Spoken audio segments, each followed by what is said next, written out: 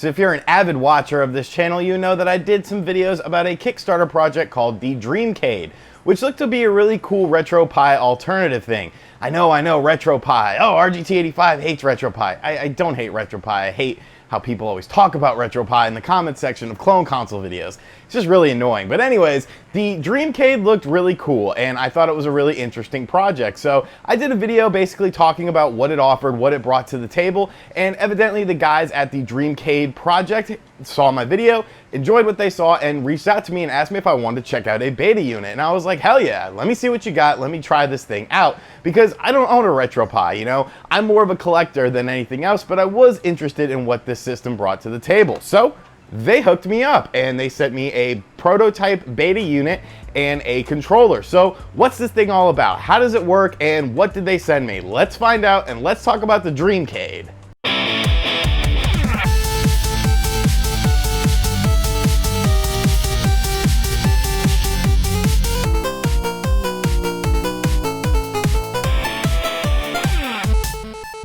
So before I show you guys what the system is capable of, let's look at the actual hardware itself and the controller. So this is the prototype review unit beta. This isn't a final design. It is a work in progress still. Like I said, the campaign is still live. This is just pretty much where the system is at right now. And it's a decent looking system, honestly. I think the final design is going to have wood grain on it to sort of give it that old school feel.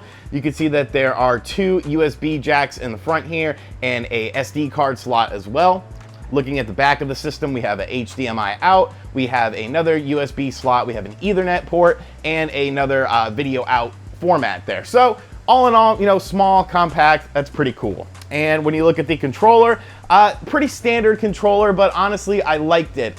It feels pretty good. It connects automatically with the system. I'm not sure if this is the final type that will come with the system when you order it on Kickstarter. There are different ones out there. There is the $99 system, which is just the system, the $129, which I believe comes with one controller, and then I believe $159, which comes with two controllers. I could be wrong. If I'm wrong, I'll make a note of it on the screen. But yeah, decent little controller. It worked well with the system. Now, before we get into showing off the footage, I want to be honest with you guys. I want to be open with you guys. I am not too familiar with systems like this and systems like the Retropi. So I did run into some technical issues at first. Some of them were just me not really understanding things, and some of them were actually with the unit itself. And I reached out to the development team and I let them know whenever I was running into hiccups, running into problems and whatnot. But they were really, you know, willing to work with me and let me know, you know, listen to my feedback. And at first I was kind of upset about it because, you know, whenever I review something, I'm reviewing the final product. I'm reviewing the same product that you guys will be playing. So I hold myself to a standard of where I want to be open and honest with you guys. But since this is a beta unit, I do have to cut it a little bit of slack. It's still in development. I did run into some problems. There was some problems playing PlayStation games to get the screen size right. I had a few hiccups. The system crashed on me once in a while. I couldn't find the mouse at first, but like I said, some of these issues were just with me. You know, it wasn't necessarily with the system. So keep that in mind. This is a beta unit. It's not necessarily indicative of the final product, but it gives you guys a good enough idea to see what they're bringing to the table, what they're trying to do. So I just wanted to throw that out there. I wanted to put that out in the open because I like to be honest with you guys. So without any further ado, let's check out the footage and let's see what this system is capable of. All right, and here we have the interface of the Dreamcade. I like the interface, honestly. I've had this system for a couple days now. I've been playing around with it, added some stuff onto it, and decided to add some stuff on this video as well, just to give you guys an indication of what this system is all about. Now, there is media functions with it. You can access a web browser, Amazon, Prime Video, Hulu, Netflix, all that stuff. This is essentially a small Windows 10 PC, but I'm not really interested in that. You know, like, that's cool that it has it, but it's not going to be the focus of this video. Obviously, the focus of this video is video games, and on Twitter, I asked if anyone had any specific questions that they wanted me to address with this system, and one of the questions, I believe was from the Retro Collectors, was what sort of input lag is in this system. So I figured what better game to test that out with than Mike Tyson's Punch-Out. And honestly, I didn't really notice any input lag. I didn't have any problems with it.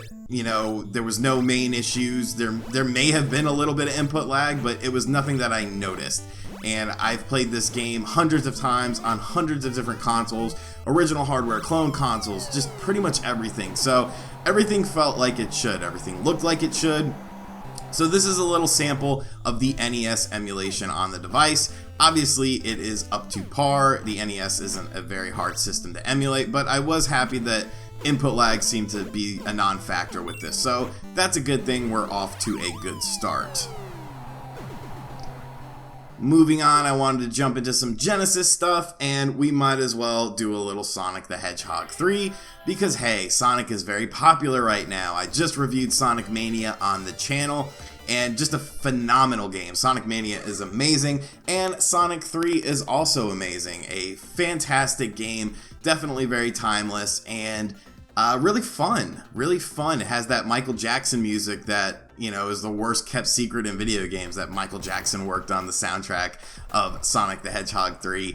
And yeah, just a great game. One thing that is worth noting is that every system, of course, does have its own unique input layout with the controller. So it does get a little bit confusing sometimes. You can, you know, customize your controller layout and all that, but essentially I'm telling you that to explain why I'm playing so bad, because when you're switching from system to system and they all have different controller layouts, it does take a little bit to get used to. I could have programmed it, but I'm just lazy. So yeah, if the gameplay in this video isn't necessarily my finest gaming moments, but it's more just to give you an indication of how things work on this. Now, one thing I was really interested in checking out was arcade stuff, because still to this day, you can't play WWF WrestleFest in the comfort of your own home unless you have an arcade cabinet or something like this. And thankfully, it runs great on this. I played this way too long. There was probably 20 some odd minutes of footage of me just playing this game, so I had to trim it down some, but this game is one of my favorite arcade games of all time. Many quarters were spent on it, and yeah, it was really fun to be able to play this on my television. I ran into no issues with emulation with this game. I did try different stuff, some Street Fighter, stuff like that. Everything seemed to work fine. Definitely with the arcade stuff though, there's so many different arcade units and chipsets, so I'm gonna have to look into it further. I'm sure that's something the team has in mind, because obviously you have to have a lot of compatibility when it comes to this, you know, the Neo Geo, the Capcom boards, all that sort of stuff. But WrestleFest ran fine, and for the purpose of this video, that's all I really cared about. So one of the things I really like about the system is how easy it is to add games to it. So right now, we're going to add a new N64 game to the system. There's a little thing that pops up. You type in the name of a game, you click the game, and then the game downloads. And then, you know, within a couple seconds to a minute or two, depending on the file size, how fast your internet connection is, you will have the game. So we just downloaded Hybrid Heaven, and we're going to close out of this and get into the main menu of the N64 and choose our new Hybrid Heaven ROM, and it'll load up, and then boom, you literally just saw the process of getting a new game for the system, and that is something I really like. Obviously, you could talk about legal issues. Obviously, you know, there's a lot of stuff that's pretty interesting when it comes to this. But as a consumer, as someone who just wants to play games on this device, I really, really like how easy it is to just put a game on here. You literally just search for it, you click something, it adds it to the library. And that's very good. That is definitely, in my opinion, that is the strongest suit of this system, is the fact that it's very easy to add games. You don't have to worry about, you know, transferring it from a computer, transferring it from an SD card, transferring it, you know, via USB connection. It's just boom, you know, you do it all on this one device. So very cool. Hybrid Heaven is a really fun game. If you've never played Hybrid Heaven, I suggest you check it out. And you can see N64 emulation looks nice, sounds nice, and you know, everything's good. So that's a positive. The next system I wanted to check out was the PlayStation 1, and we are checking out Chrono Cross, which is a classic RPG game. And yeah, so I did run into a little issue initially with PlayStation stuff. The screen size was off for some reason, but ended up figuring out it was a very easy fix. They put it into their data system log, and they've actually created a patch for me if I wanted to use it. But since I had already gone in and did it manually, I fixed it, myself. So it was a non-issue, but I did appreciate, the fact that essentially I am a beta tester for this. So, my feedback is important when it comes to stuff like that. And they were very quick and very responsive in that. And, obviously as time goes on, they'll work out all the kinks. This is not the final product, but you can see PlayStation 1 emulation looks really good. Chrono Cross is an awesome game. I did want to try out some more PS1 stuff, but I haven't really had a chance yet. You saw I had City of the Lost Children, which is a really weird game that I downloaded for this as well.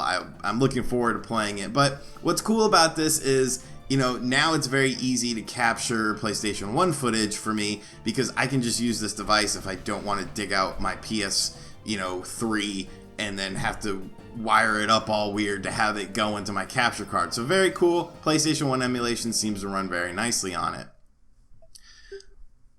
Now, what I wanted to do here is, as you can see, these are all the different different systems that you can add. We're going to add a new system and a new game, because as you saw, SNES was not in my library yet. So we are just going to go through the process of adding a system and a game onto the main dashboard, because I just want to show you guys how freaking easy it is. So obviously, if I'm going to play some Super Nintendo, I want to get some Street Fighter. So I'm going to be lazy and just type in Street. Because, why would I do anything more than that? Just nice and simple. So click the ROM downloads, we scroll over, we close the window and go out.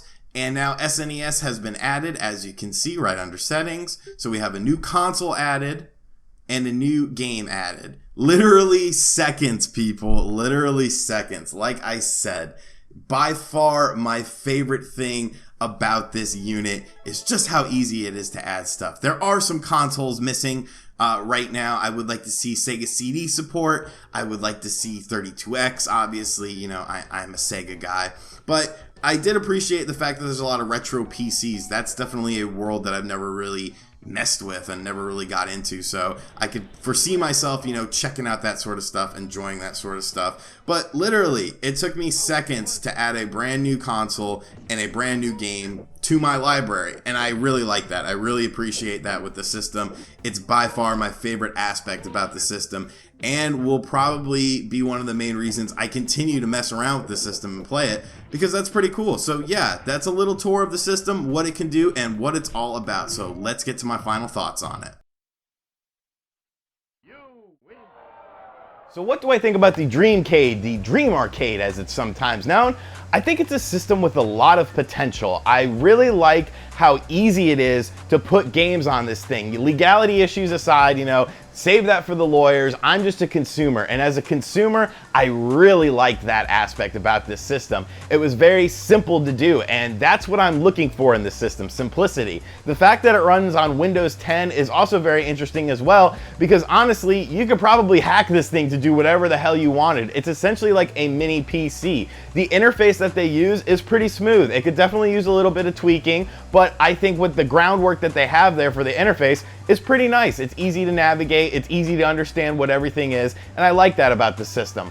Honestly, it's not bad. I think it has a bright future. I think as long as they continue to test out bugs, they continue to look for flaws in the system, I think once this hits retailers and once it hits the consumers, I think it could be a big hit. It's definitely marketable. It's definitely value priced at just $99 if you pick up just the system. It works with all Bluetooth controllers and whatnot, which, you can use 8-bit DOE controllers, which have a whole line of stuff. It's a really versatile system, and I like that about it, and I think this could end up being a big hit.